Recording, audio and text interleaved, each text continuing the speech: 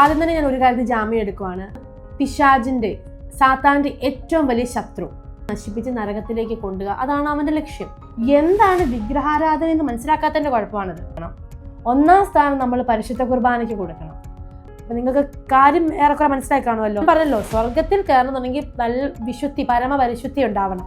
ഇവിടുത്തെ ഭൂമിയിലെ അഗ്നിയിൽ വർഷങ്ങളോളം കിടക്കുന്നതെന്നാ പറയണത്. അത്ര ഈശോയെ പ്രതി മാതാവിനെ പ്രതി 2 ഗീത കേൾക്കുന്നത്, സ്വർഗത്തിൽ നിക്ഷേപം കൂട്ടി വെക്കുന്നത് അസറ്റായിട്ട് ഞാൻ കാണുന്നു. വിശ്വാസവും ബോധ്യവും വേണം. എല്ലാറ്റിലുപരി നമുക്ക് പരിശുദ്ധാത്മാവ് വേണം, അല്ലെങ്കിൽ നമുക്കത് പറയാൻ പറ്റില്ല. തൂവെള്ള, അതായത് തൂവെള്ള പോലെ ആയാലും സ്വർഗത്തിലോട്ട് കയറാൻ പറ്റുള്ളൂ, അല്ലെങ്കിൽ സെക്കൻഡ് കമ്മിങ്ങിന്റെ സമയത്ത് ഈശോയുടെ കൂടെ ആവാൻ പറ്റത്തുള്ളൂ. കിട്ടുന്ന സാധനങ്ങളെ എടുത്ത് മാറ്റാൻ പറയുന്നത് പോലും ഭാവമാണെന്നാണ് പറയുന്നത്. കർത്താവ് പറഞ്ഞത് നീ നിന്റെ കുരിശു, അനുദിന കുരിശു എടുത്ത് തന്നെ അനുഗമിക്കാനാണ് പറഞ്ഞത്. നമ്മൾ പറയും എന്ത് ഇതെടുത്ത് മാറ്റോ, അതെടുത്ത് മാറ്റും.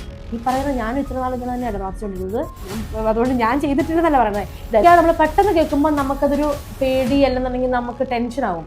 പക്ഷെ അതിനുശേഷം നിങ്ങൾ ഇതിനകത്ത് എന്തെങ്കിലും നിജസ്ഥിതി ഉണ്ടോ എന്നൊന്ന് അന്വേഷിക്കുക. അതായത് നിങ്ങൾക്ക് ആരെയും വേദനിപ്പിക്കാനോ കുറ്റപ്പെടുത്താനോ ഒന്നുമല്ല.